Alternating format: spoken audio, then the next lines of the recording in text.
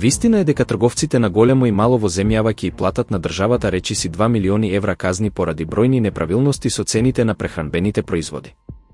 Ова е резултат на интензивните контроли спроведени од страна на пазарните инспектори, кои извршиле над 18.000 проверки низ целата држава. Според надлежните, во голем број од случаите биле утврдени прекршувања поврзани со нерегуларни маржи, лажно прикажани попусти и несоодветно информирање на потрошувачите. Вистина е дека санкционирањето на трговците не застанува тука. Заменик министерот за економија и труд, Маријан Ристевски, најави дека до крајот на годината ќе започне постапка и против оние компании кои го прекршиле законот за нефер трговски практики.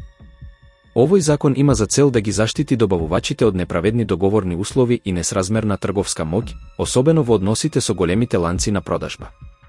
Ваквиот пристап, според Ристевски, ќе придонесе за поконкурентно и поправедно трговско окружување. Вистина е дека државата планира и нови алатки за поддршка на потрошувачите и трговците. Ристевски најави развој на бесплатен софтвер наменет за трговците, преку кој транспарентно ќе се прикажуваат цените на производите. Дополнително, граѓаните ќе можат, со помош на вештачка интелигенција, да креираат своја персонализирана потрошувачка кошничка, со што полесно ќе следат како се менуваат цените на основните производи. Овие мерки се дел од поширока стратегија за дигитализација и фер однос на пазарот, насочена кон зголемување на довербата кај потрошувачите.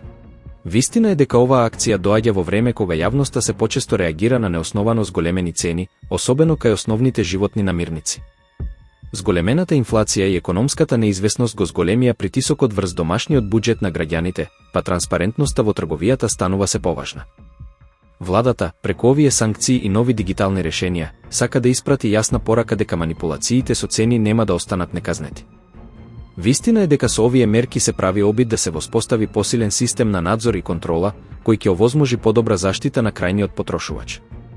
Иако казните се важен дел од процесот, суштината лежи во создавање на одржлив и фер пазар, каде што конкуренцијата ќе биде здрав двигател, а не средство за профит на сметка на граѓаните.